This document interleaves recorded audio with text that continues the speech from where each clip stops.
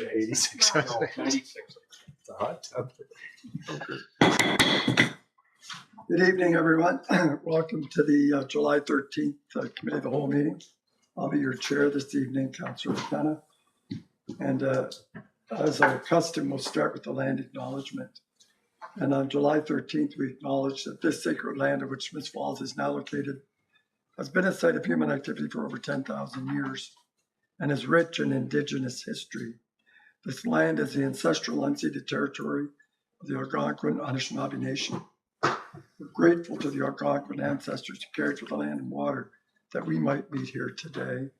We're also grateful to the Algonquin people for their contribution in the making of the Rideau Canal, which runs through Smith Falls. We're mindful of broken covenants and the need to reconcile with all our relations. Together, may we care for this land and each other, drawing on the strength of our mutual history of nation building through peace and friendship, being mindful of generations to come. And I have a recommended motion that the July 13th, 2026 Committee of the Whole meeting be approved as circulated, moved by Councillor Robinson, second by Councillor McGuire. All in favor? That's carried. Thank you. At this point, if there's any disclosure of pecuniary or monetary interest, seeing none. And we have another motion that the minutes of the June 15th, 2026, June 22nd, 2026 Committee of the Whole meeting be approved as circulated. Moved by Councillor Miller, second by Councillor Brennan. All in favor? That's carried. I did want to remind those of you who are watching, our internet and your internet may be compromised still. If it is, no worries, we'll be posting this first thing tomorrow morning. However, we'll do our best to live stream it tonight if the providers cooperate.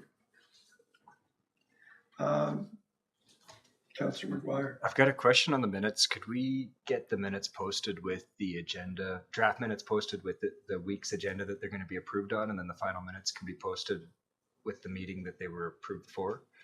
And my reasoning is that I don't always read the minutes because when I'm going through the reports, they're not there.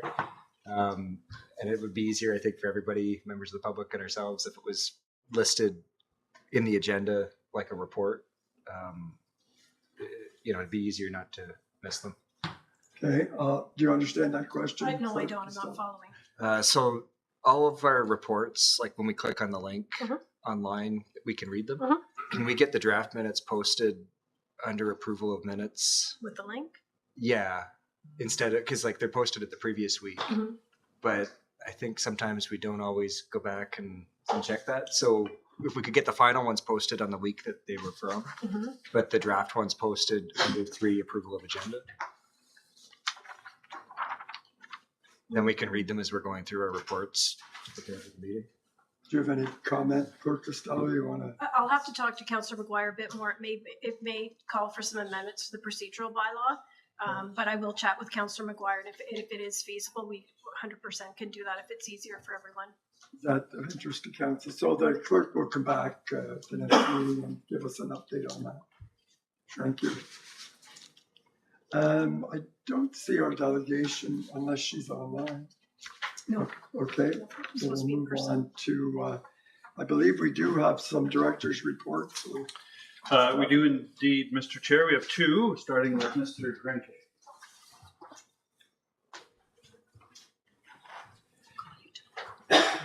Good evening. Just a couple quick updates from Development Services. Firstly, in regards to the Heritage Conservation District, Council will recall from an earlier update that we do have an appeal on the HCD, and based on the rules of the Heritage Act, once there's an appeal of the HCD, the enforcement of the entire district is on pause until that's resolved. In this case, the OLT has now granted the town's motion to allow the HCD to come into effect for the remainder of the property, the remainder of the district, other than the one property that's subject to the appeal. So we'd certainly like to thank the appellants for their cooperation in that. So I'm just publicly advising council that as of July 2nd, the Heritage Conservation District is in force and effect for 107 of the properties in the district. Secondly, with respect to the official plan, we're getting very close to releasing the second draft of the OP, and certainly we appreciate the work of the steering committee and others who've provided comments through the entire process. We've done a lot of work, especially on the opportunity areas, and develop some policy there. So we're working with Dylan to schedule the statutory public meeting, and we're looking to have that towards the end of August. So we will keep council apprised once the draft OP is released and once the public meeting's been scheduled. Thank you. Any questions or comments? Certainly a significant milestone. July 2nd, our Heritage District is now in force, and let the fun begin over the next decades to come. And thank you for your work on that. Thank you. Is there another? Yes, we have our Manager of Economic Development and Tourism, Ms. Long, with a few updates. Good evening. A couple of updates for all of you. First of all, our business retention and expansion info session and training session went quite well last week. We had 7 participants. Others from other adjoining counties were there. And we had good discussion about how to attract investment and how we can use our business study to inform an ECDEV strategy. I asked you just to speak up a Oh, little sorry. bit. Yes. Mike picks it up, but the people in the room might not. Okay. No, I mean, that doesn't. So it's only you I'll in speak. here. I'll speak loudly Thank you. and slowly. Our work on the EORTL, that would be the rail loop, is going well. Our feedback has been submitted. There's a marketing plan being developed by the group by the end of the year, and we've had some conversations interdepartmentally with community services and public works about how we can collaborate on future upgrading to infrastructure and signage, most importantly. The pop-up art gallery has been receiving great favorable reviews. It's open now in the downtown. We've got it for 2 months. It's supporting the Art Walk and Rideau Artist of the Year, which are both taking place on July 25th. It also will help us support the kickoff of a cultural planning process. And ultimately, whether or not artists or a similar association decides to continue working as a gallery, we're hoping it will support investment attraction by highlighting one of the most beautiful spaces in our downtown core that's being cleaned up and basically, has opportunity to go through and check it out. The Vernissage, I think, was well attended on the Friday. I think some of you were there. And positive comments so far and strong sales of the original artwork. So that's exciting news. And then we've got a quick video to show you some of the social media stuff. And I'll pass this around because I won't have time to get into the details. Nope. That's okay. So basically, we're trying to capture, as per our destination planning process, some of the early metrics coming in from the way that we've positioned ourselves with regards to SEO and GEO, which is search engine optimization. So our Events in Smith Falls page is receiving 10.35% of all traffic to the city website after implementing the recommended changes. And that is the currently most second traffic page after the main landing page for the city. So that's a good stat. The audit had showed previously only 2% of the traffic to the tourism webpage previously, so we've tried to up our game with getting visitors to our pages. But I think other than the Events in Smith Falls page, some of the other pages are seeing less than 1% of total site traffic. So that will help us inform on a shift to a separate microsite for visitor attraction, which is recommended as part of the destination planning. The second page of your handout, I'll just highlight our target demographics are in line, 35 to 55 years of age, holding steady at 47.4% of our audience. And our secondary audience, 55 and over, is 37%. So we're sticking to those demographics, promoting our findings to that group. And we've got 5,000 followers on Facebook, which is 5 months early, given our goal to hit 5,000 this year. Other channels we have are promoting our tourism products. Our What's Happening newsletter is got a really high open rate, 23% higher than the industry average. We've had a couple of social media influencers through town. We've gotten some really great coverage from that. We've partnered with Lanark County, Pedal and Paddle. We've been picked up by NAR City as a collaborator and picked up by Ontario Travel Destination Ontario, featured on their page today, which is the first time we've ever been featured on the Destination Ontario page. So the video is getting thousands of views. It's called Project Local Love, and it's about Smith Falls as a paddling destination. Another influencer has put out a reel in partnership with LeBoat, the Downtown Business Association, and Remo as collaborators. And it's just been launched. It's about a Smith Falls road trip for a young family, and they stay overnight in a caboose. And lots of positive comments from that. Audiences are really reacting well to the opportunity to stay in a caboose, and they're seeing the bookings going up for that. Special mention to Tim Norris at Remo. The Raise the Roof fundraiser got 139,000 views on Facebook, 11,000 on Instagram. It's all-time most viewed reel currently, and 120 plus comments, including people looking to donate. And I would add positive comments, which is nice to have. And yeah, a few other visuals in the handout. Paddling reels, our promotional efforts. We've also included information from Rideau Lakes Rideau Ramble, which is an event that was incubated by Economic Development and Tourism, as opposed to other events that are run by our event delivery partners. This was meant to highlight the tourism opportunities for ATV riders, because we have a unique advantage compared to surrounding communities where we allow ATVs in the downtown, within the city streets. So we had about 80 ATVs in town, 200 plus attendees. And the club will take this over now and is planning next year's Rideau Ramble as we speak. That's it. Thank you very Any much. questions at all? Any comments or questions? Great. Sounds like we're on the right track. Thank you. Thank you. That's it for your report. That's it. Thank you. We have no committee of the whole consent report. And our first priority issue is with Chief Cheeseborough on the backyard hen program. Welcome, Chief. Good evening. Thank you. My report tonight is to seek council's direction and or approval with a draft bylaw that I have proposed. As stated in the report, this draft bylaw was presented a year ago when the pilot project was initiated. At that time, there was a number of items that were removed to facilitate residents the ability to start up the backyard hen program, review it after a year, and determine whether or not it was a feasible operation. Since that time, at the conclusion of the one-year pilot program, council, a committee of the whole, directed staff to come back with a draft bylaw, which is identical to the original one that was proposed. This bylaw, there's one item that is missing, and that's for council, committee of the whole, to determine whether or not they are in favor of it or support it, and that would be the licensing and registration. The licensing can take place, or the registration can take place without a fee, or the license take place without a fee. The reason we didn't put that in is in the previous reports that were presented, there were a number of municipalities that had a variety of different levels of charge, whether it was a free charge for them up to $200 or $300 a year. The intent for this project, should it be a permanent one, is to ensure that the municipality has cost recovery and that the items contained within the bylaw provide us with the mechanism that we can provide enforcement, inspection, removal, and the recommendation in the bylaw is to provide the same consistent approach as we would have with cats or dogs.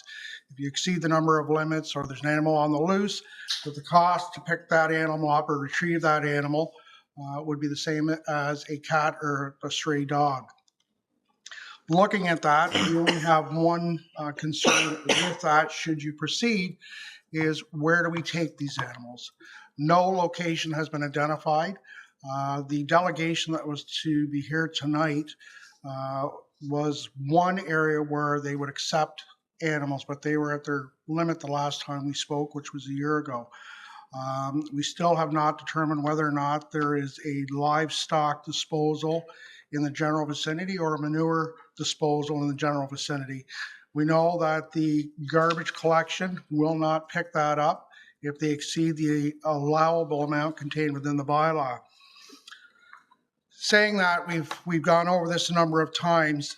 I'm providing council with 3 options tonight, and that is to accept the information contained in the report and pass a bylaw permitting the backyard hens in the town, which is recommended with the attached bylaw. Option 2 is not to accept the revision and end the pilot program and or backyard hens in the town. The third option is for council to defer the decision on the backyard hens to the next elected council. Thank you very much, Chief. Councilor McGuire had his hand up early, so why don't you kick it off? Just want to say I fully support the draft bylaw as it presented and attached to tonight, and hopefully we can pass this, and this is the last time we talk about it for a while. Okay. Thank you. Anyone else? Councilor Miller? Thank you. Thanks for your patience with us, Chief. I do support option 1, and I support your recommendation about licensing and registration and matching it with dogs and cats. So, Thank you. Councilor Brennan? Yeah, well, no surprise. I support option 2. I think it was folly to go down this road in the first place, and to treat chickens like cats and dogs. I know the difference. Chickens are livestock and they're pets. I was taught that in primary school. So I don't think it's a good idea. I don't know what's next. Goats, maybe. I'm not sure. I will say that in June I was contacted by a resident on Merrick Street about a fox who's been half tamed there for a number of months. Well documented sightings. Chief followed up for me, and the fact of the matter is, I did ask her if there's chickens in the neighborhood. There are. And there's nothing we can do about it. And there's nothing M&R can do about it because the fox would have to be dead. And I'll ask the chief, is that right? Through the chair, that's Remember correct. that, We have no mechanism to trap the wild animal or remove the wild animal, and no agency will touch it unless the animal is deemed to be Right. containing rabies or is of ill health. So no one's surprised. I think this was folly to go down this road in the first place. So I'm sure I'm probably going to be in the minority, but that's my view. Thank you. Mayor Pack, what do you want? Yeah, Chief, can you talk a little more about cost recovery when it comes to registration and licensing? What will that look like?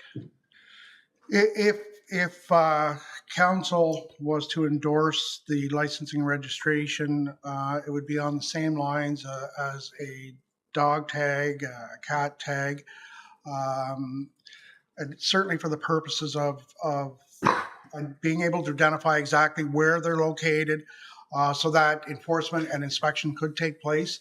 At the present time, we have no idea how many, where they are. As Councillor Brennan indicated, we've been influx with calls about this fox. And certainly people are scared, they're nervous. They say that the animal has been very aggressive. Unable to do anything about it, which didn't satisfy them. They've indicated that the presence of the chickens in the area, that is what prompted this animal to be going through the backyards back and forth. Again, we can't confirm or deny that, but certainly it makes sense if they weren't there previously. The cost recovery portion would be, should bylaw go out and have to investigate these and search and look, and we need a mechanism in place to ensure that all the taxpayers of town aren't covering the cost of, I don't want to say a wild goose chase, but certainly looking for animals that are on the loose or stray, or to where they came from. Should they encounter and pick up an animal that's on the loose, again, no idea whose it is or where it is. With the registration part of it, at least we have an idea exactly in the general area that the possibility could be, one of 2 or 3 or 4, depending on how many are in that area that have them. So it's just probably a low barrier cost to more to track where these hens would be housed. Correct. We're not planning to inspect the coops to make sure they're compliant. We're simply more a matter of having a record of where they are and so we're better prepared to deal with situations should they arise. Is that correct? Correct. Now, if we were to go out, the only cost recovery that would be in place to ensure compliance or non-compliance would be a fixed yearly fee, a re-inspection fee, an annual fee that some jurisdictions do have. Some are $30 a year, some are $100 a year, which would cover partially cover the cost of going out and inspecting.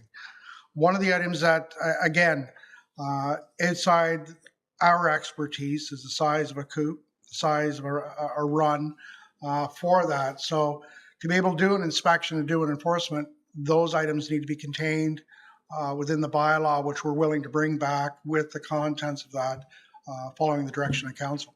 Okay, so as long as the license registration fee is fairly modest, 30, 40, 50 bucks, whatever, I'll be supportive of having that as part of the bylaw to give us that, at least the understanding of where they are. We would know they've got a information package as well that would be distributed, so they would be able to, I guess, ensure compliance with the setbacks and the coop size, et cetera. Even if we're not inspecting, I think most people would be respectful of the bylaw. So we'll have to, I guess, come back with a recommendation when it comes to the dollar amount. Okay, Councillor Robinson? Thanks. I'm not going to talk for very long. I'm not changing my opinion from previous discussions. I don't think that farm animals should be raised inside an urban environment, and I won't be supporting any bylaw about it. I'd rather see it come back to the next council for a final decision. Thank you. Councillor Quinn? Thank you. I appreciate all the work that you've put into this, and it doesn't come at no cost. Very definitely doesn't. And I'm on that opinion that I really believe farm animals really belong in the country, not in town. And I do think that there can be issues with allowing this to happen. And right now, I guess there haven't been too many issues, but if it is put into place, then there could be more people doing the same kind of thing and bringing in chickens, and heaven only knows where it's going to lead to. And like you said, if chickens are allowed, then what's next? I was thinking I'd get a goat so I wouldn't have to cut my grass. So I'm just being smart on that. But anyways, no, I agree that chickens should be allowed, should be in the country, not in town. Councillor Royer, you wanted to jump back in? Thank you, Mr. Chair. I think first thing, I just want to clarify something that, based on my understanding, and that I was lucky enough to get to study at McDonald campus at McGill University, and it has the Faculty of Agricultural and Environmental Science. And we were taught that chickens are poultry, not livestock. So I think that it's an important differentiation. I think another point that's important to note is there's a lot of urban municipalities in Canada that are using goats for controlling their grass in certain situations. So just because we haven't done it before doesn't mean that that things can't be done differently. When we talk about licensing and registration, I'm okay if it's voluntary. Right now, it's not in the proposed bylaws, so depending on the wording of that, but because dog and cat tags are voluntary, I think that this should also be voluntary. And I'd only support that aspect of it if it's the same as dogs and cats. So right now, I fully support the draft bylaw as presented, but yeah, depending on where that licensing or registration goes, I don't think it's fair. Chickens are not as dangerous as dogs. Right. So the summary is that three councillors oppose it altogether, which is option 3, I think. The mayor said he would like to see that modification of the fee. And do you have any comment on whether it be voluntary or involuntary? No, I respect Councilor McGuire's comments, but I think overall it's a low barrier to register. I mean, and there's a lot of merits to having a dog and cat registered, of course. But I will settle, not everyone licenses their animals.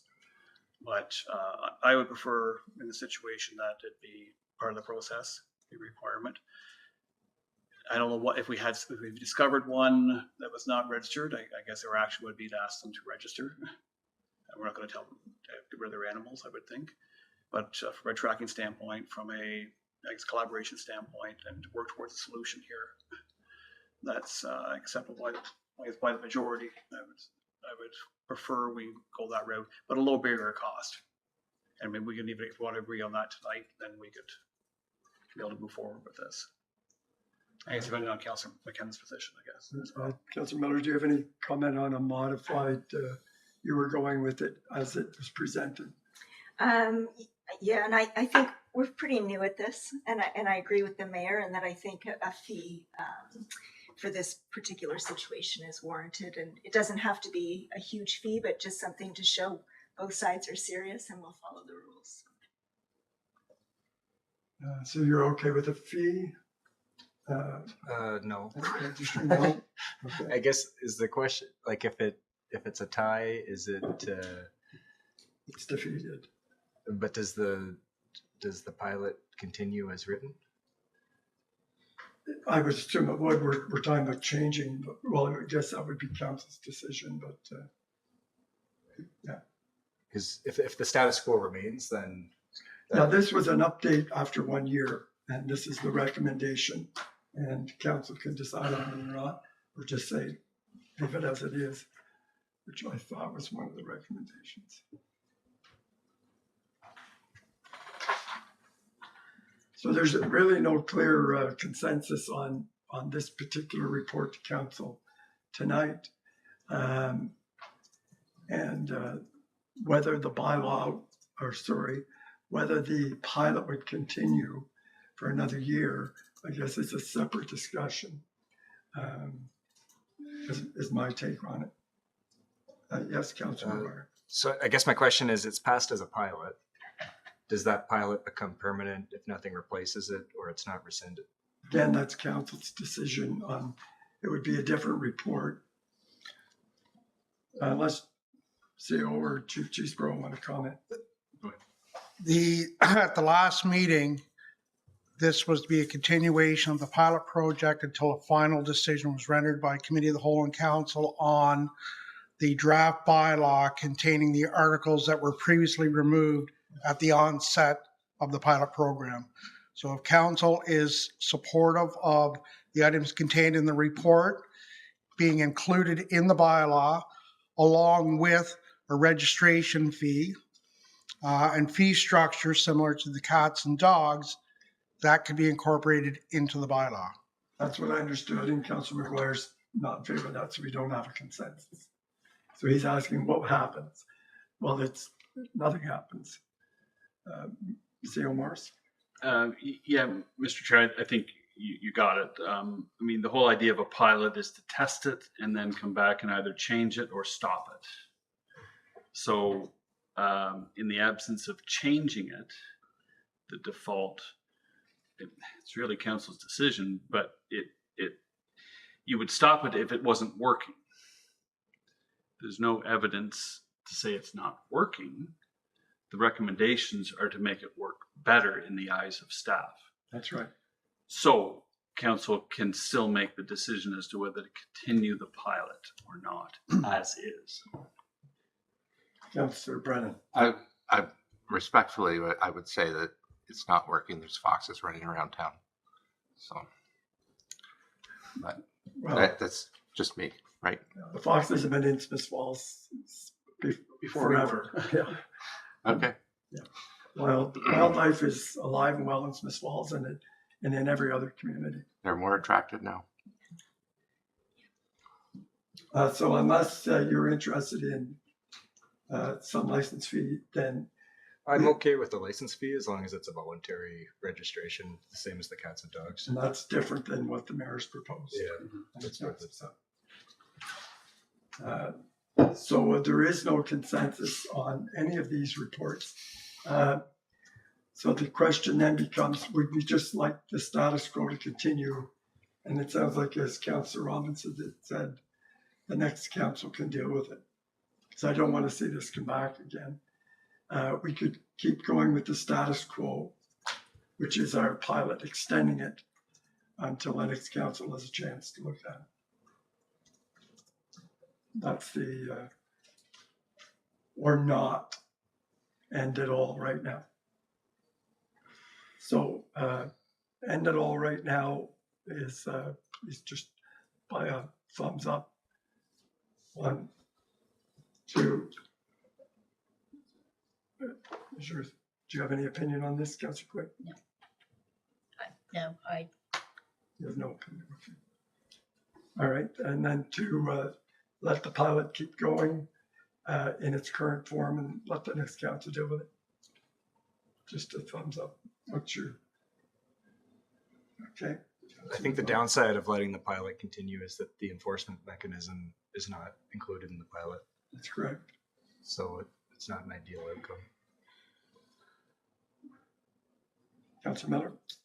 I'm just wondering if Councillor McGuire would consider making the licensing fee mandatory for now, and then asking for another 1-year review with the new bylaw, just as a way to put this to rest for now and to make sure that we can get this bylaw passed, and because it's so new, try it out again for another year. Would that be something you'd be willing to consider? Councillor McGuire, Yeah, I any think thoughts? from my perspective, it's more about the fairness to different animal owners in the town. And I don't think it's fair to have one mandatory, one not mandatory. So I don't mind a voluntary process, but unless we're gonna, and I don't want to get down the road where cats and dogs become mandatory, but I think we need to question. We've had a year of this. You know, there's been no issues with that I think the registration would solve, and I think it's important to note that we had issues with chickens in town that didn't comply with this bylaw before we even started debating this. So the issue of enforcing animal control with chickens has existed before this bylaw came up. The precedent set with other animals that are much more dangerous, that there's a voluntary registration process, and I just think that it's important we apply consistency and fairness for all animal owners. So. Okay. I'll see a Marcy, any words of Yeah, wisdom? thank you, Mr. Chair. I think we should explore what we mean by mandatory registration. Our bylaw requires, if you have a dog, to have a dog tag. It's not voluntary. You need one. Does every dog owner have one? No, they don't. And we're not able to enforce it. So there's no material difference between whether it's a chicken or a dog. We can't force people to have a license. So I don't, unless, their dog is running astray, then we catch the dog and we require them to license it. But so I wouldn't want to draw a big distinction between the type of animal. You either require it or you don't. The issue comes down to how do you enforce it? And again, we only enforce dogs when they run astray and cause a problem. We don't go into people's backyards and ask if their dog has a tag. So I don't see a big difference between the type of animal in this instance. Mayor Panko? Yeah, I think the difference would be if we do pick up a dog, we have a place to go with it.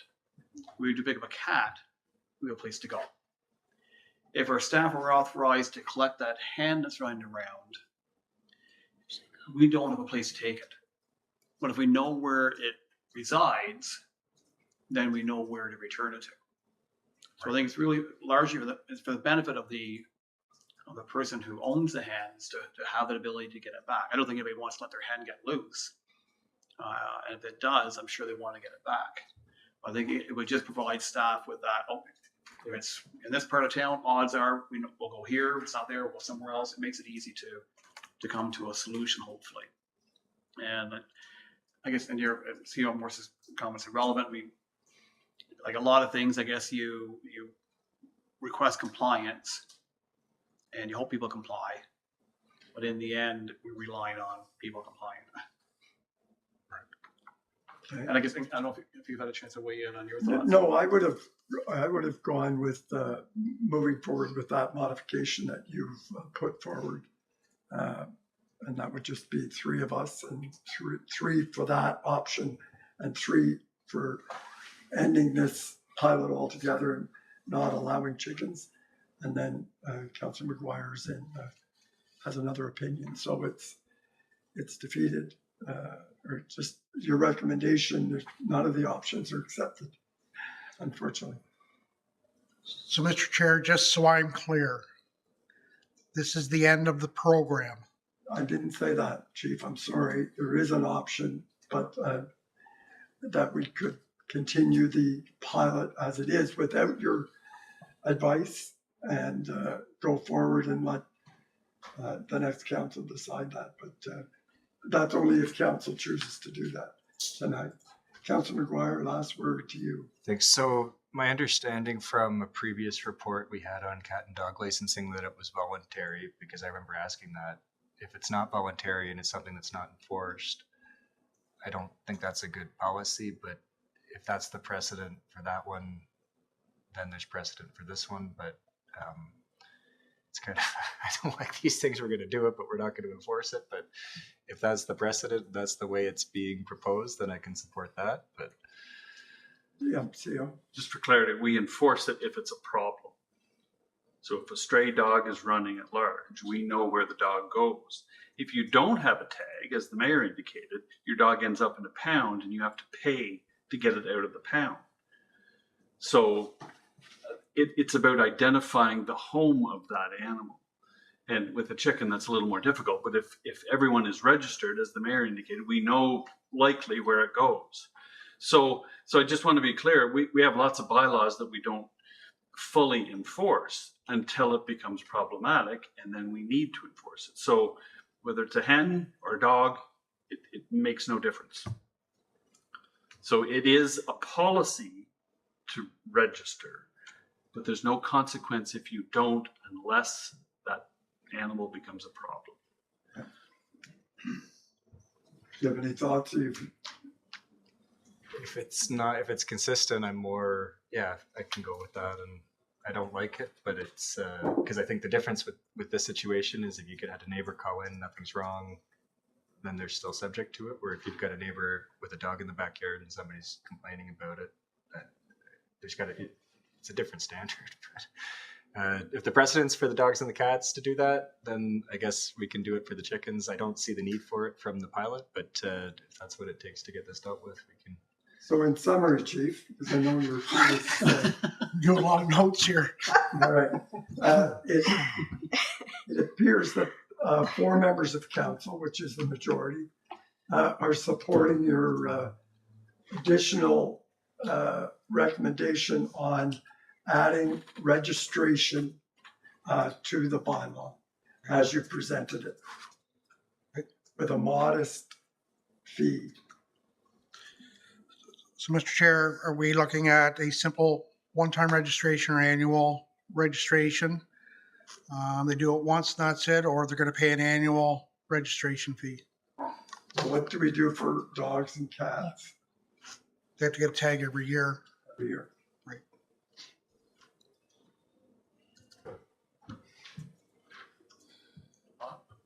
That works for me.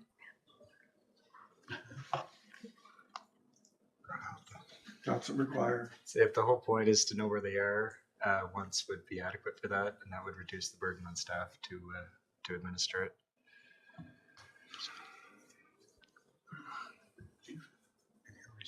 I'm sorry, I missed that. He said that his advice was that once and done, one and done. And Councilor Miller is saying annual. And the mayor. I can support one and done. I don't know what the fee should be if it's we can agree on. So it's a one-time registration and fee. And do we, okay, what kind of cost do you believe we would incur to cover a registration? Well, if we're looking at putting a dollar figure on potential of having to do an inspection or go out, drive around, we're looking at staffing time, vehicle use. You'd indicated $40 to $50 for a registration. I don't think that's unreasonable. And based on the previous report indicating that there's been 7 or 8 calls, I think that registration, based on the numbers that could be in town, would be adequate. I'll suggest $40 one-time fee. Councilor McGuire, any thoughts? Yeah, I want to make this up? clear that the registration, we're not doing an inspection as part of the registration, but the, do we know what the fee is for a dog or a cat tag? Because the website's not working when I try to pull it up. Do you know that, does anyone know the fee for the dog? 10 bucks. Is it 10 bucks? It's we also have 5 hands or 6 hands potentially, so I'll just say $40 if we can get agreement on that. Yeah. It's reasonable. Yeah, it's a one-time fee, so Yeah. I'm fine. See, Morris? Mr. Chair, if it provides some comfort, we could come back with 2 pieces of information. One is the best practice on one-time registration versus annual, and we could do some market research on registration fee levels, so we're not making policy on the fly and setting fees on the fly. I'm fine with that. As much as I would like to see this, and I'm sure the chief would like to see the end of this tonight, but yes, Councilor McGuire. I found the 2024 fee schedule online, and it's $15 spayed or neutered before March 31st, 30 after, and $30 not spayed or neutered, 60 after. If they've got a chip, it's $5 or $10, or $10 and $20, and Well, cats that's are a- 15 or 30. So Thank that you. falls in That's the the ballpark. detail the staff would come back with. But I would support Mayor Panko's $40 and end it tonight, because I think that seems to be within the realm of what's fair. Councilor Brennan. Are you going to require the chickens to be chipped? Just asking. Sorry. I don't think that's best practice, but I don't know. Helpful. Councilor Brennan, thank you. But C.O. Moore said that he makes a good point. Coming up with numbers while we're here is not always best practice. And I would prefer to have just staff come back with those 2 pieces. But the bylaw is going to go ahead with those 2 additional. We'll have that information in the near future. So with our animal control bylaw, we've got the bylaw, and then we've got the fees and charges schedule separate from that. So we can talk about the fee as part of the fees and charges schedule. But Right, that's and the bylaw. adopt So and approve the bylaw. tonight we've got consensus to push the bylaw forward. We do.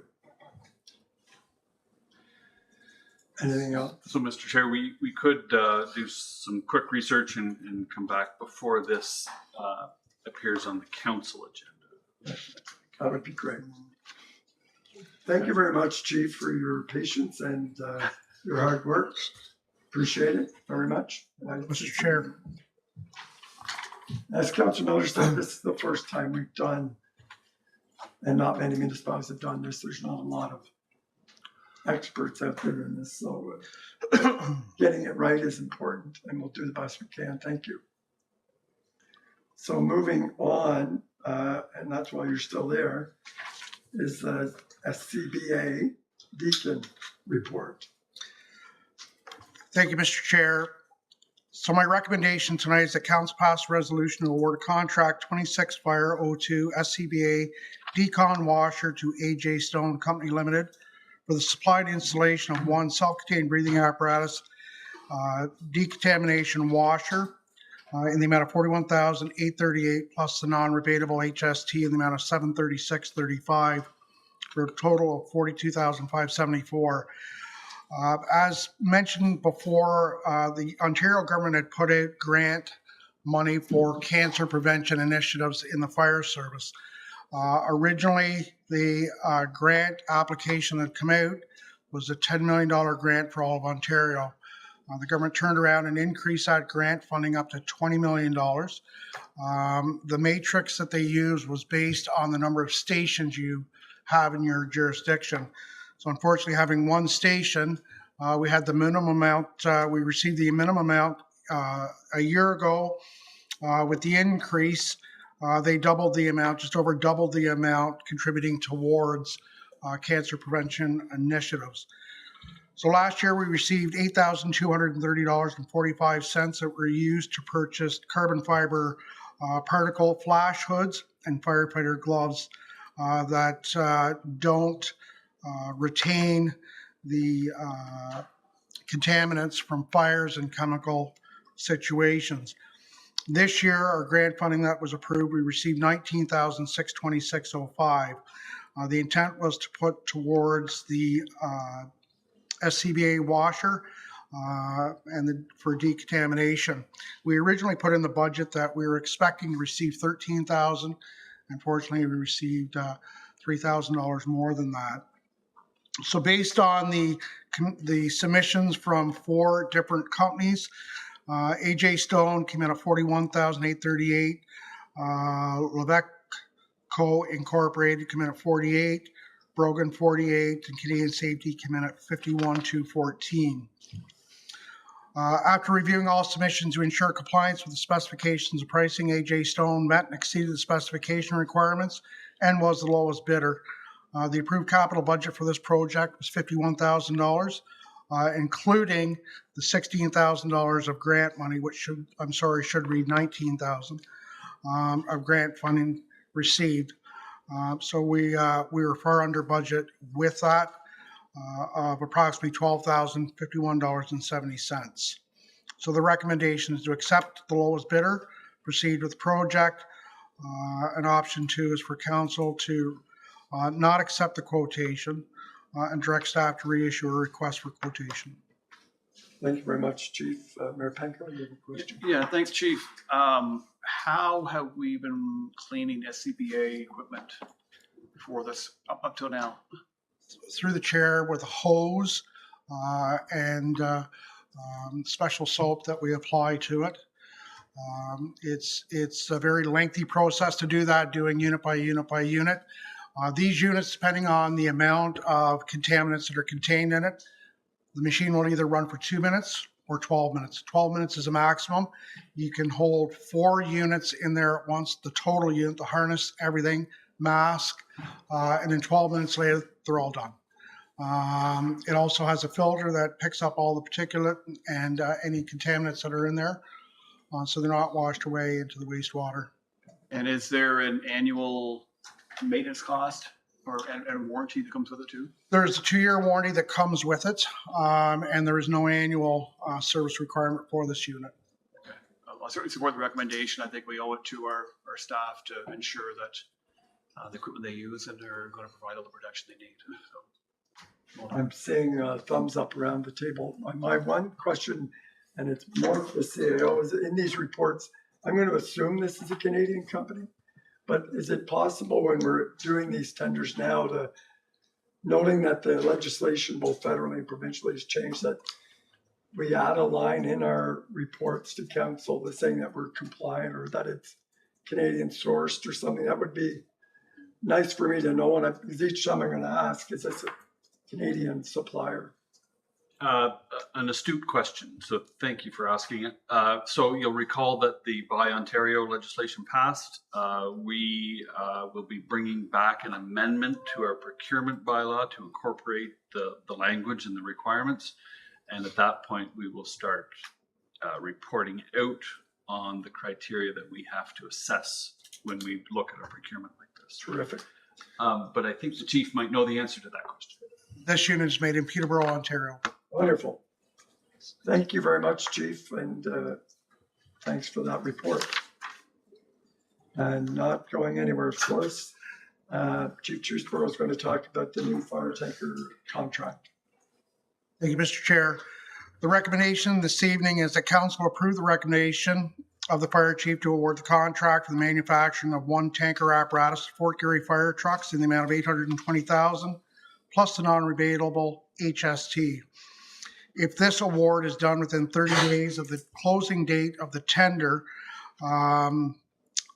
it'll be held at the $820,000. If it's after that, due to the engine changes in all vehicles, the price goes up by $30,000 to $849,302, plus the non-rebatable HST. On May 27, 26, tender document was posted on the bids and tenders for the replacement of one tanker apparatus. The tender package included two sections, a municipal compliance section and detailed specification section. As part of the specification requirements, all interested bidders were required to provide proof of insurance, ISO certification, professional engineering certificate, welding certificates, fire apparatus manufacturing association certificate, and a licensed motor vehicle sales permit. Further, the vehicle must be compliant under the ULCS 515 requirement for fire apparatus. All interested bidders were required to request a copy of the package in order to submit a proposal. On the closing date, there was one submission. We reviewed the bids and tenders. There was 4 companies that had looked and pulled the tender document to review it. However, only one submitted a proposal. During the budget deliberations, Council had approved the $200,000 in the 2025 budget and approved an additional $550,000 in 2026. The terms and conditions of the payment for the tanker, if approved, is 20% deposit to secure the order, 100% payment of the cab and chassis upon arrival at the manufacturer, which totals $479,846, leaving a balance of $270,153, with the balance to be paid upon delivery. Therefore, the additional cost over and above the budgeted amount could be placed in the 2027 capital budget or be financed from the capital reserve. Fort Garry met and exceeded all requirements listed in the specifications and has provided payment options and payment requirements. At the time of tendering, all prices have been based on the current exchange rate and tariffs. The above pricing is firm for 30 days from the date of the tender. The budget and financial implications as indicated, that the additional over budget amount of $84,739 can be either taken from the reserve or carried over into the next fiscal year. My recommendation is to approve the report as written and provide Fort Garry Fire Trucks the award the tender, which is a Canadian company. Councilor McGuire, you had a question? Yeah, do we have an idea of how much it's going to cost to renovate the garage for the truck? We do, and thank you for that question through the chair. We had put aside in the 2026 budget $125,000 based on a previous estimate from a contractor. We did go to tender, or put the tender on bids and tender, looking for companies to provide pricing on that. There were 17 companies that pulled the document. 2 companies provided a quote. The first company provided a quote of just over $400,000 for the addition. The second company provided a quote of just over $200,000. Significant difference in 2 quotes. And certainly the one contractor is with us this evening just to see what council's decision was going to be on the vehicle. The $200,000 is not unreasonable. There is no special design that was done to the building. We had an engineer draw it out, stamp it, provide that to all prospective bidders. We're looking at a wall or roof and taking the door off that's currently on there and moving it to the end of the building. Again, the vehicle, if approved, is going to be up to 18 months or more for delivery. So again, that will be council's decision as to whether or not we proceed with the building renovation at this time. That report was drafted, but it was pulled from tonight's meeting. Okay, do you have a follow-up? Yeah, so I'll just, like we're going from 750 to well over $1 million now. My preference would be to reach out to Montague and get a costing for an automatic aid agreement, what the guaranteed response time could be with their pumper, and how much that would cost, or on a 5-year or 10-year basis. Okay. Councilor Brennan? Yeah, I disagree with that. I think that this is an essential piece of equipment, and depend on Montague coming in with that, I think is risky, to say the least. I think that I guess the question to you, Chief, is for the adjustments to the building, what's the timeline to get that done? You mentioned it was, I think, 18 months to receive the pumper. From the tanker, correct? Yeah, the Sure, tanker. correct. And then for the renovations, The time frame to complete the renovations. That we didn't have a timeline in there. Timeline wasn't indicated, but certainly it was an indication that they could start the project this year, either now or in the fall, depending on if the contract was awarded. okay, so, and we set aside 100,000 and we're short another 100, right? So I would prefer to do the building prior to the vehicle being delivered. And just to go ahead with that, and then whatever we need to budget for next year, put it in there. That's my opinion. The building isn't on tonight's agenda, but I know. No, what you I said. understand. Yeah, so that's part of it, So, though. but Right. definitely you're supporting the chief's recommendation Correct. on the truck. Good. Yes. Thank you. Other thoughts on the truck? Councillor Quinn has given me a nod and thumbs up. And Councillor Robinson and Councillor Miller, do you comment? So, we already made the decision on the truck and yes, it's over. But there is a suggested way to compensate for that. And I think the building could be started in late fall, but budgeted in 2027. And I think both of those overages are manageable. So I'd support going ahead with the truck and look forward to seeing the report on the building. Did I see it? Yeah. ahead. I mean, expensive, there's no question about it. Absolutely. And we've been down this road before. We've replaced, I guess, 3 major pieces of apparatus in the last 12, 15 years, somewhere in that area, I guess. And every time it comes in, the price is always higher than we ever anticipated. But I guess the reality is these are, even though it's a piece of equipment which would not go out to every call, there are parts of town that do not have hydrants services. And so this would be needed in a mutual aid situation. I guess when we had the automatic gate with Rideau Lakes, it was probably more frequently that way. In a mutual aid situation, with our rural partners, it would be called upon, I guess, to be used. And the lifespan is 30 years. Correct.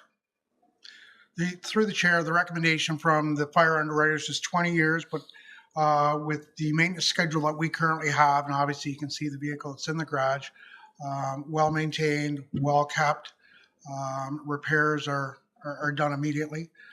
You can extend the life of the vehicle, and certainly to put into context, the aerial apparatus that's downstairs when purchased 12 years ago was $1.4 million. Peterborough Fire Department just ordered the identical truck with the same drawing. It is now $4.6 million. As we move forward with vehicles, we can't get away from that unbelievable, in my opinion, unacceptable rising cost. But again, when you're looking at an emergency piece of apparatus that has an impact on one life or one building, I could not stand here in good conscience and put a price tag on that. Thank you. You have consensus to move ahead with with that tender, award that tender. And that building report will come back in the near future, I'm sure. Correct. Okay, thank you. Thank you. Director McMahon is going to talk to us about another contract for asphalt concrete milling and paving.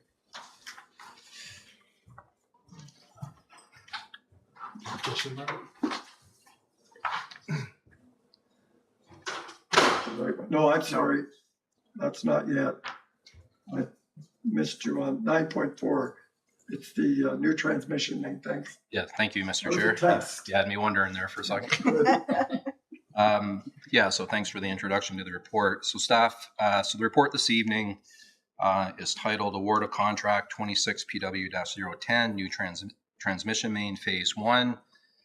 The second part of the approval, or the recommendation, is the approval request for engineering services associated with the contract administration and inspection services for Phase 1.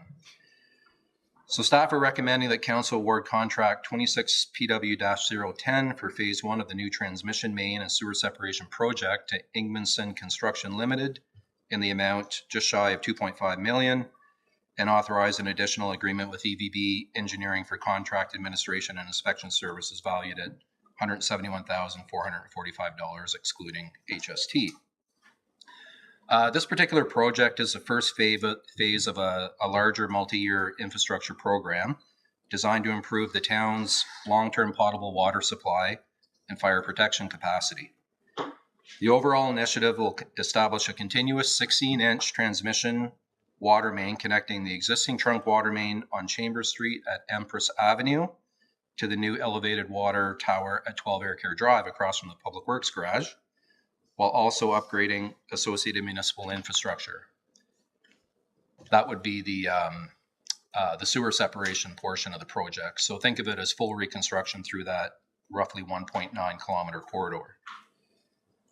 Phase 1 of the works will include construction of a new 16-inch transmission water main from the new water tower to Rideau Avenue South at Lawrence Street, construct a new 8-inch distribution water main on Lawrence Street, isolated sanitary sewer repairs on Rideau Avenue South, so we're replacing a portion of existing sewer, combined sewer on Rideau Avenue North.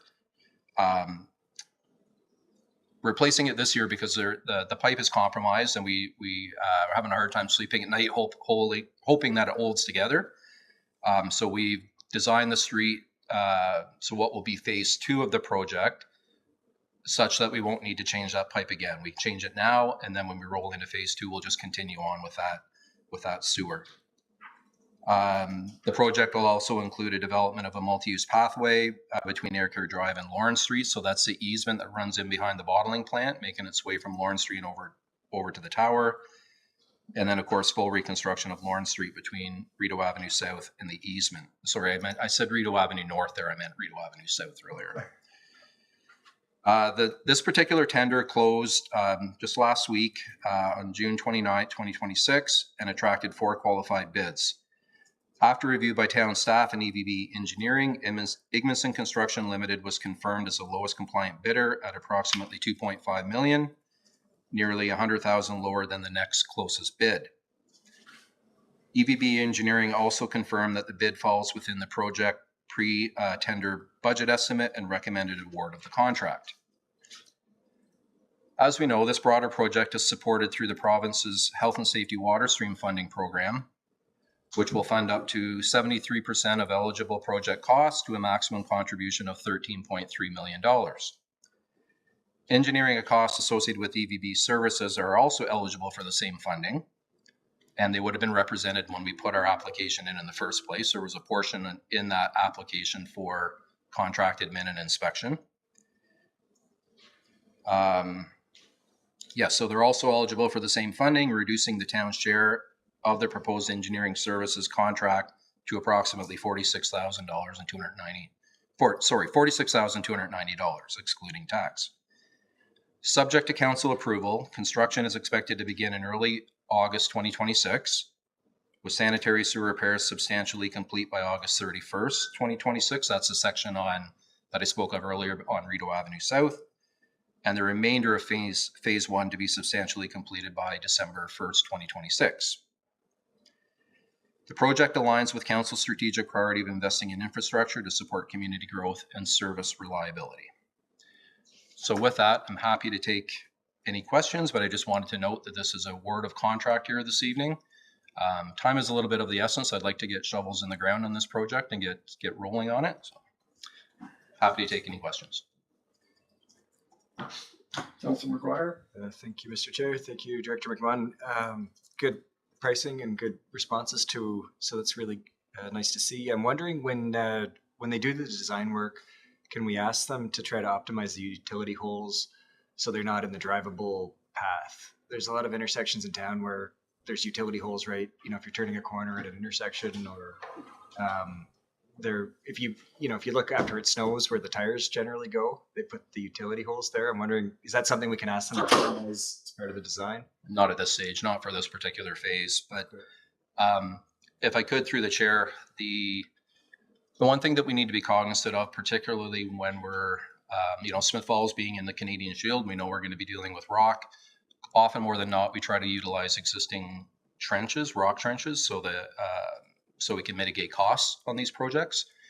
I understand what you're saying. You know, you're driving in the driving lane and, you know, you'll come upon a manhole that might have a depression in that frame and cover and you feel a bump. My sense is with new construction, that risk should be mitigated with installing it right in the first place, if that makes sense. So quite often, more than not, it comes down to, you know, the vertical adjustment of those manholes, the frames and covers on top, being addressed at paving operations to make sure that there's a nice transition through that structure, as opposed to moving things within the roadway corridor to get the sewer lines out of the traveled lane. So I do understand the question. This phase is already designed.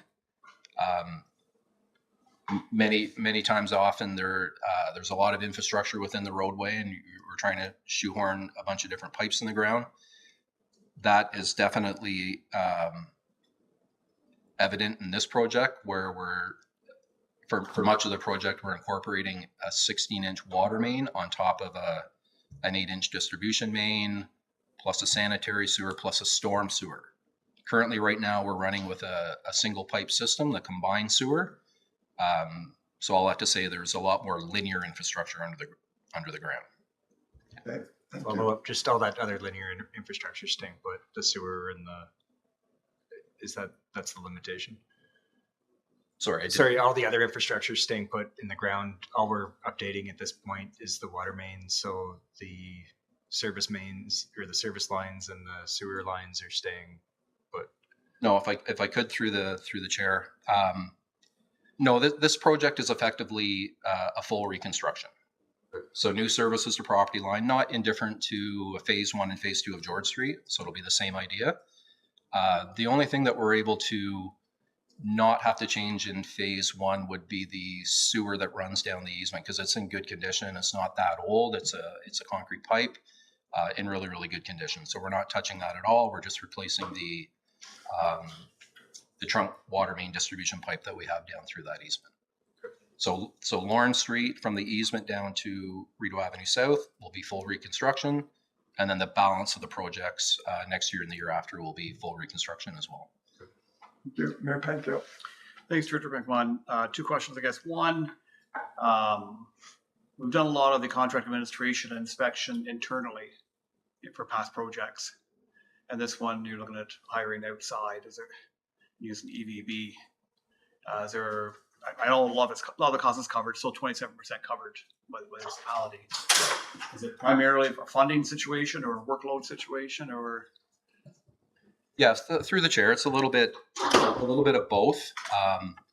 Right now, my staff are focused on getting things surveyed, getting things ready for design for, I would call our own capital project for next year, which we're focused on James Street.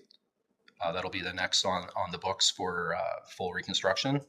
So there's a tremendous amount of work to do there over the course of the balance of the summer and fall. So that's what we're focused on. So it always was the intention with this particular project to use consulting services for contract admin and inspection for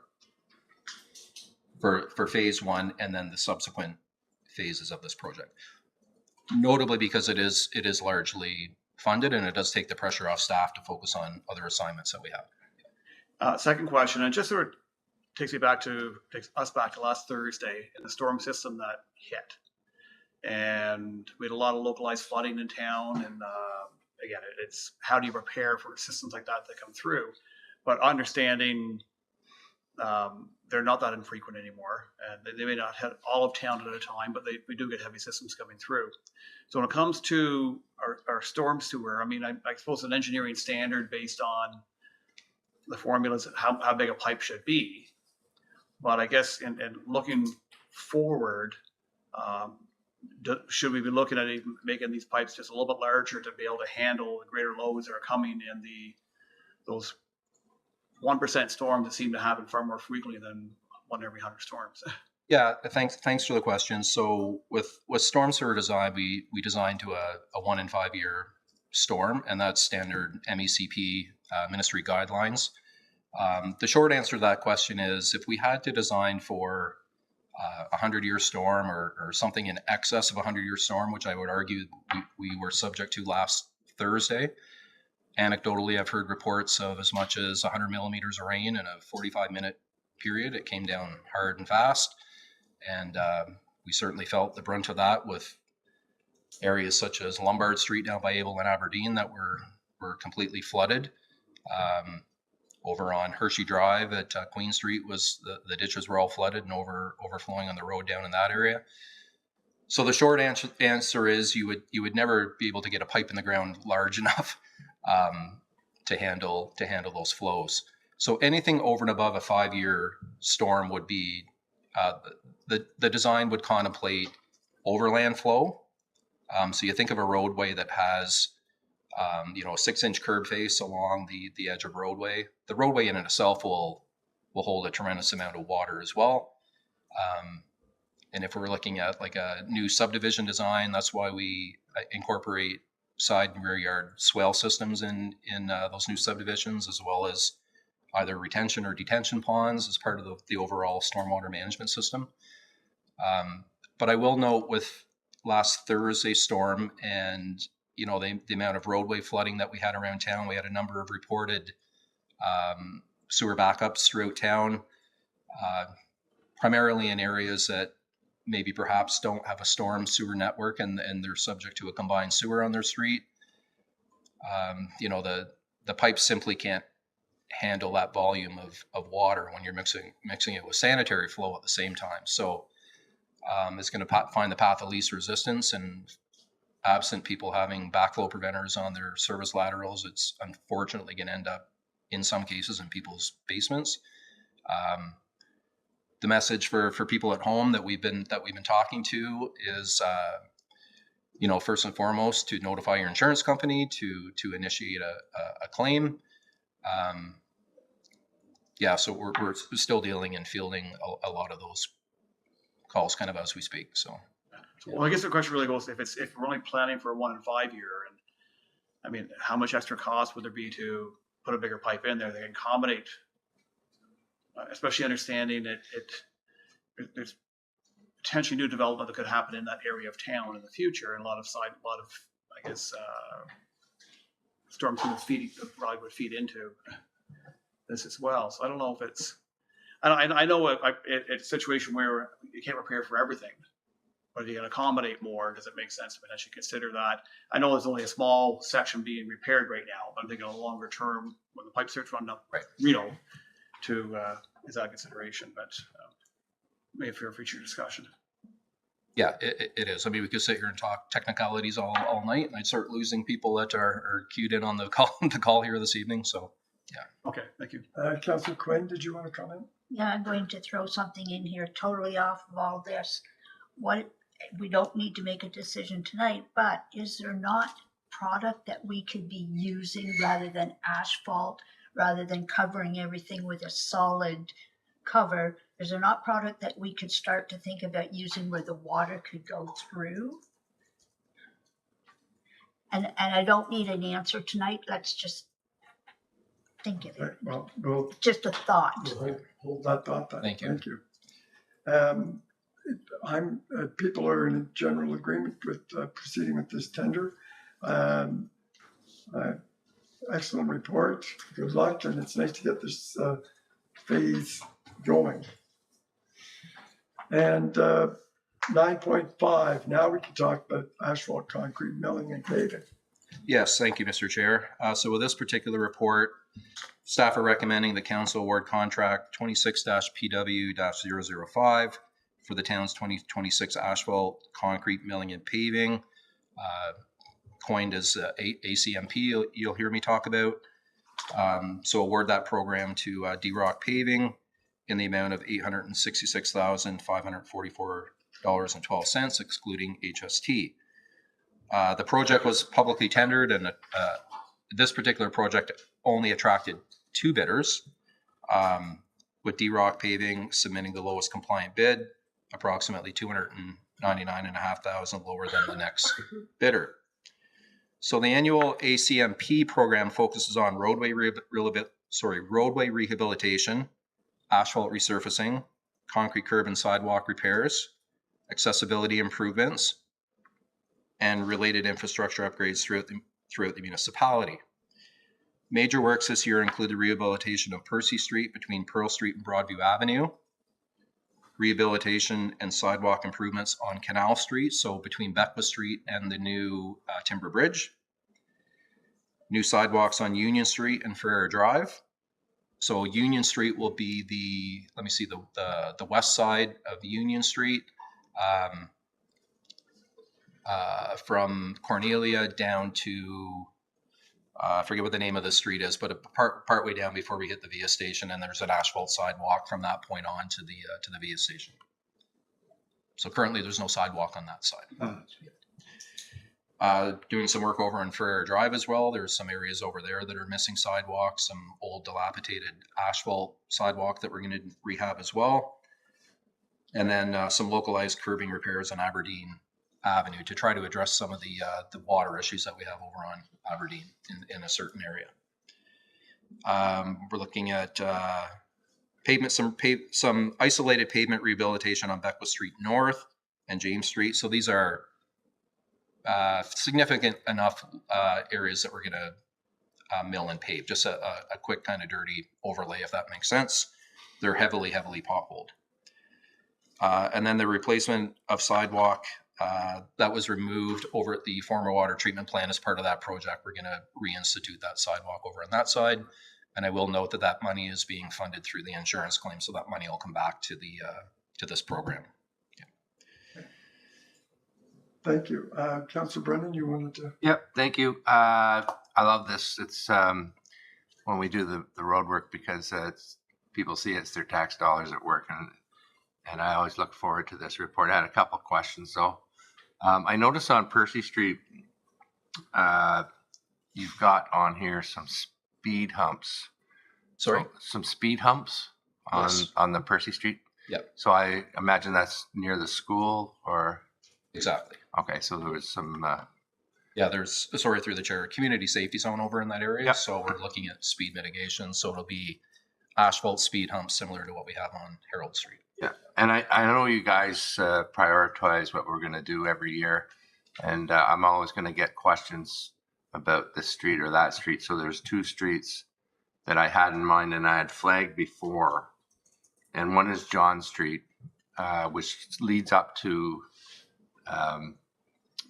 Chimo, and so there's no sidewalks there, and it's a feeder to the school, and then there's the street right in front of Chimo is Ross.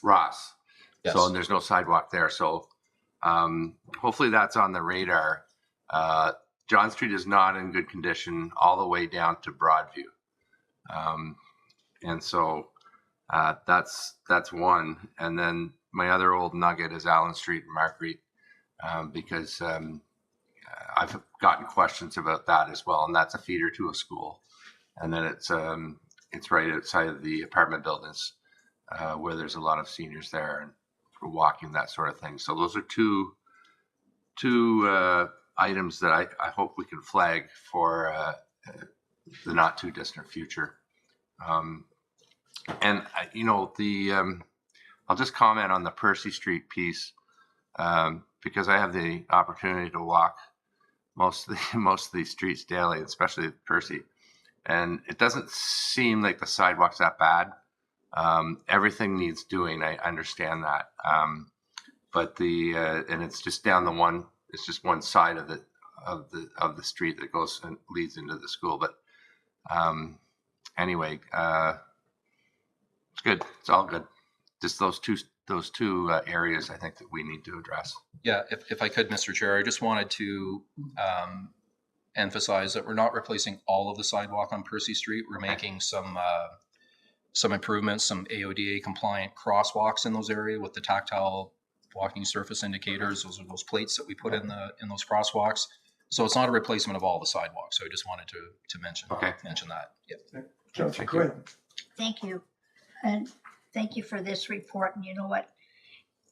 I love about what you've done here. You've broke everything down into this street is going to cost this much. This street is going to cost so much more because we're doing more there. And I love that because now people can see how many times have we asked, well, why can't I have a new sidewalk down here? Why can't I have my street redone, blah, blah. Look at how much it actually costs because they don't realize the cost to all of this construction. So thank you very much for the report. Thank you for breaking it all down. It just makes it easier to, and I support what you're. Thank you. Mayor Panto. Yeah, thanks for coming on. And we think we always look forward to this. I mean, it's meaningful work, obviously.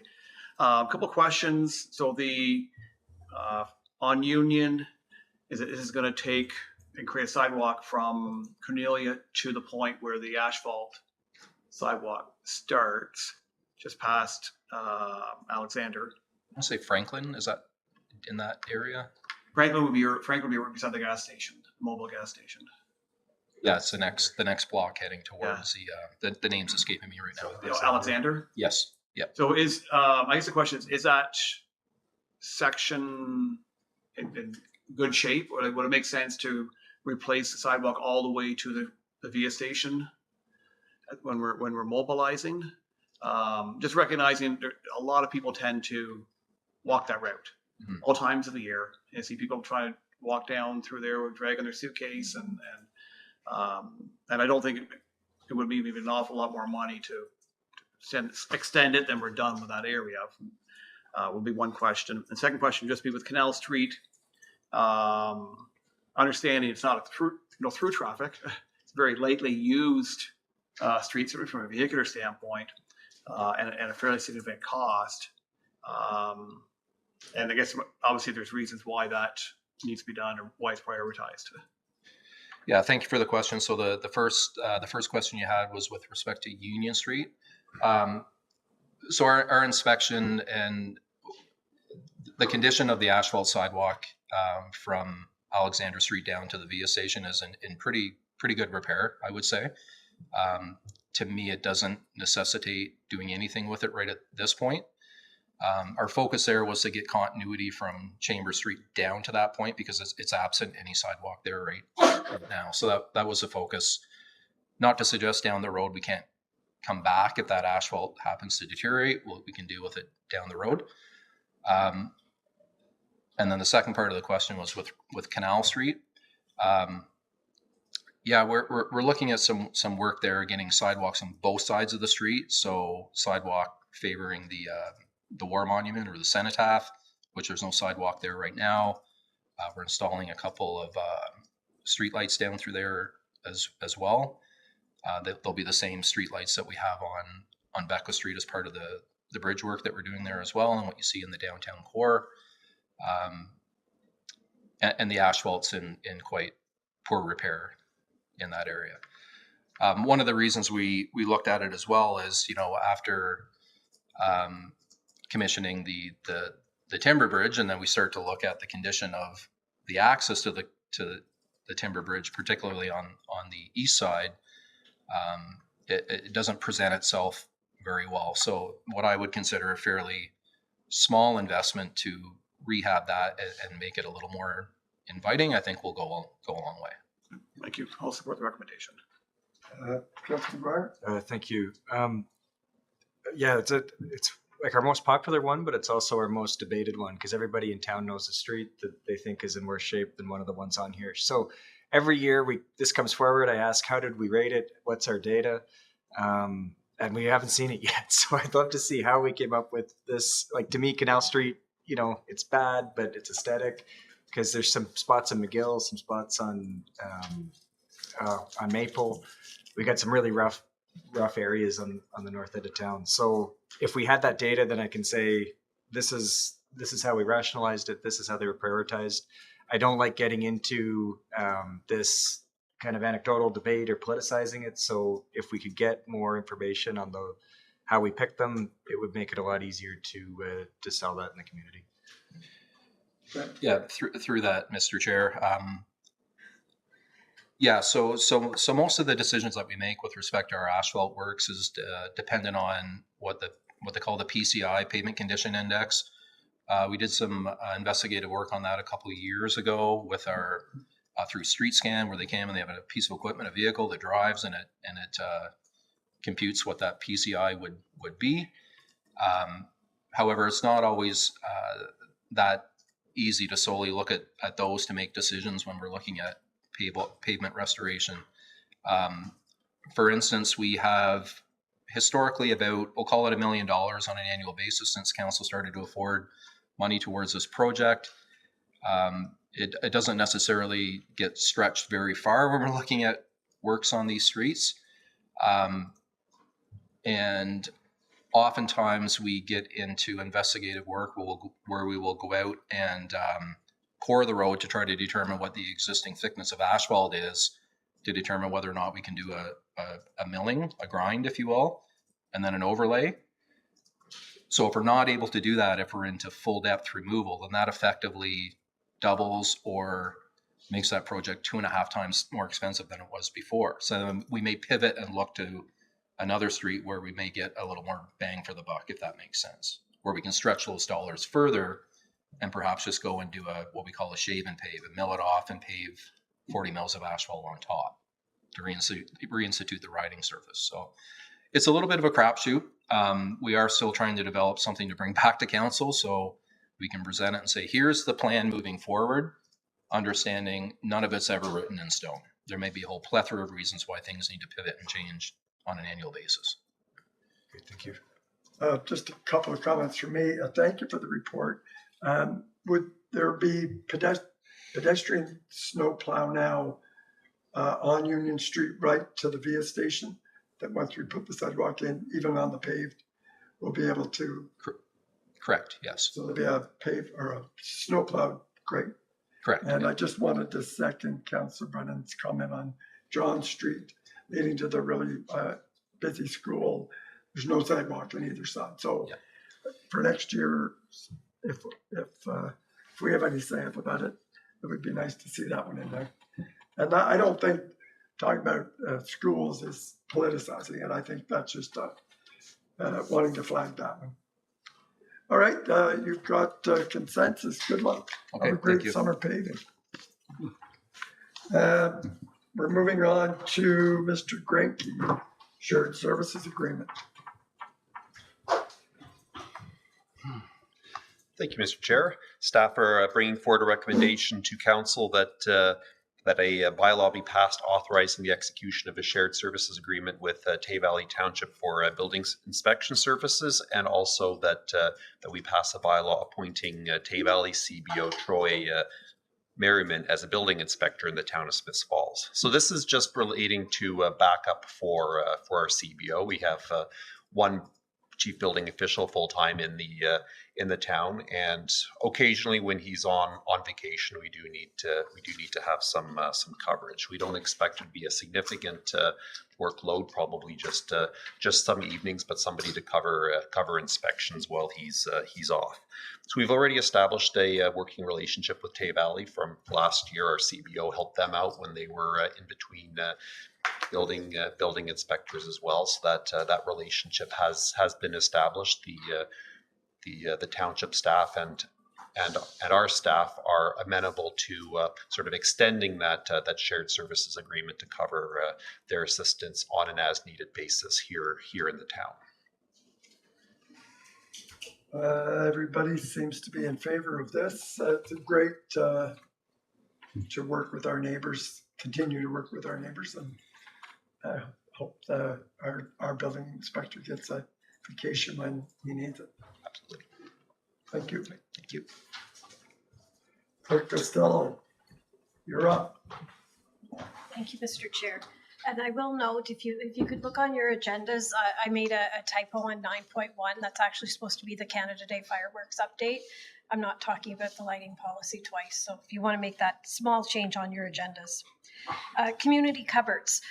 So as council recall, Mayor Panko had brought this up a couple months ago about the idea of having community cupboards within the town boundaries. This is an initiative that the Smith Falls Equity for All group, as well as the working group, the Food Insecurity Working Group, have been working on. We've developed a bit of a pamphlet and a poster, which is attached to your report, that's been included in our website. And we've also included a page on our website dedicated strictly to food insecurity. This was also something that council supported, declaring a food insecurity within the town of Smith Falls. So what we've done is we've put together a kind of an information packet. Right now, community pantries aren't prohibited in Smith Falls. We'd actually like to encourage them more and have people actually put pantries on private property, whether it's inside or outside. So this report does indicate what some of the parameters of having a community pantry or community cupboard would be. It could be inside or outside, obviously not in right-of-ways on the sidewalks. So it's something that can be enforced from that perspective. We've also included some food safety guidelines that we got from the local health unit. So anybody who wants to have one of these pantries, that might be some links that they wish to look at. So at this point, it's more of an information piece for council, and hopefully to get the word out that these are actually encouraged by council to help the community and help our residents with food insecurity. The hope is that this report and maybe some advertising we can do on our website and our social media feeds will encourage people to have a food pantry, which would include obviously non-perishable foods, maybe hygiene products, things of that nature, where there would be signage obviously in place of what is permitted. Each place that has a pantry, what we would encourage that each one would have a host per se, and they would be in charge of the maintenance of it, making sure that the products haven't expired, that there's been no pests, things of that nature. So mostly encouraging our community to look at preparing and having a food pantry on their property. And obviously Mayor Panko is the chair of the Smith Falls Equity for All, and this was his brainchild. So I welcome any additional comments that he may have. But thanks for the excellent report. And not only, there's links in there to anybody interested to follow them. Comments or questions? Councillor Quinn. Thank you. These pantries, that doesn't mean that the town has to monitor them. Correct. The whole point with the pantries would be that they would be privately owned, to use that term.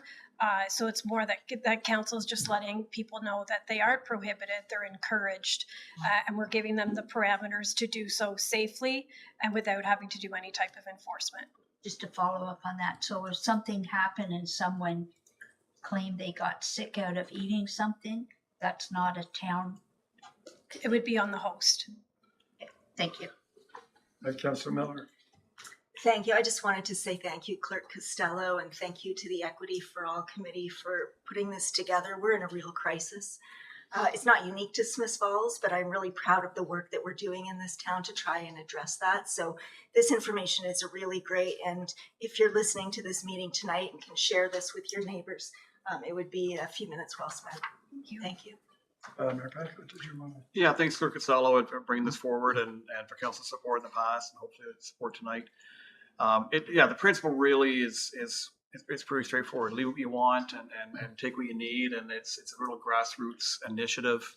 I have had a number of people reach out since this first came forward a couple of months ago, indicating they have an interest in not just opening one but looking after one, and that's going to be really what's required.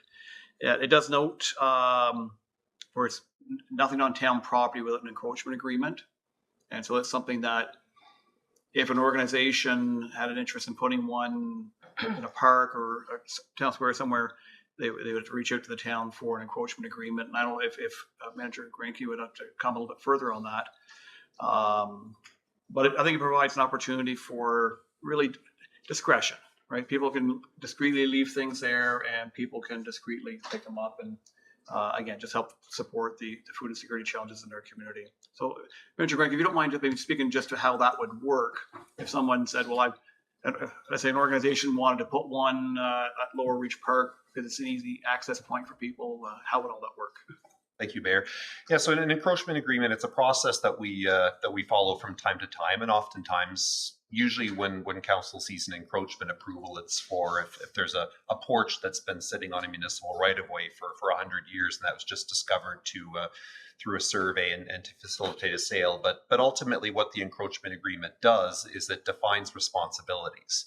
So in this case, an organization, a company, somebody would have permission to put a permanent installation on town property, and then we would, through that agreement, we and council would allow it, but they would own the obligations as far as maintenance and any sort of liability. The agreement process can spell out who's responsible for, say, clearing a pathway there and anything there, just to cover off and define the responsibilities and obligations to allow that to happen. And that only applies if this is something that a third party is looking to put on town property. The clerk referenced if somebody's looking to put it on private property, we wouldn't be involved in that process. Thank you very much. Any other comments? Just my one is I'm aware of other committees where 2 or 3 neighbors got together to put one together rather than, and then they support each other with theirs. So there's lots of options. And again, we're receiving this as information and encouragement. I know there's a lot of support around the Horseshoe and Mayor Pankow. Just one final comment. Anyone who's interested in learning more, go to littlefreepantry.org. It shows a map where they exist in other places in North America. They're actually pretty common in many places. And there's also drawings there. So a template, if someone wants to build one, you can actually pull the drawings off of there and use it to guide your own little free pantry.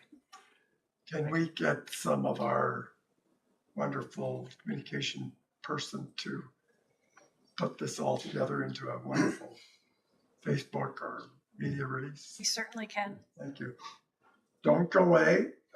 You're up next on the municipal lighting bylaw. Thank you. This is probably going to be the shortest report this evening. Looking to remove the old water tower from that policy regarding illumination of municipal assets and adding our new beautiful Confederation Bridge. Councillor McGuire. Would it be possible just to keep it? Do we need to iterate the assets in the bylaw, or could we just say municipal assets that are lighted will be lighted, and then if something comes and goes, we don't have to change it every time? I don't see it happening very often. It's only the second time. But CO, do you want to add? Yeah, I like the principle of making it more generic. We only have 3 that are capable of different colors and hues of lighting, so that's why we specifically mention them. But I'm sure we could come up with language that are capable of being changed or something like that if council felt more comfortable with that. But if somebody wanted to light up the Public Works garage, that's not on the list. Correct. So we don't want to be it. Yeah, It's not generic of all of our assets. Right. Although it's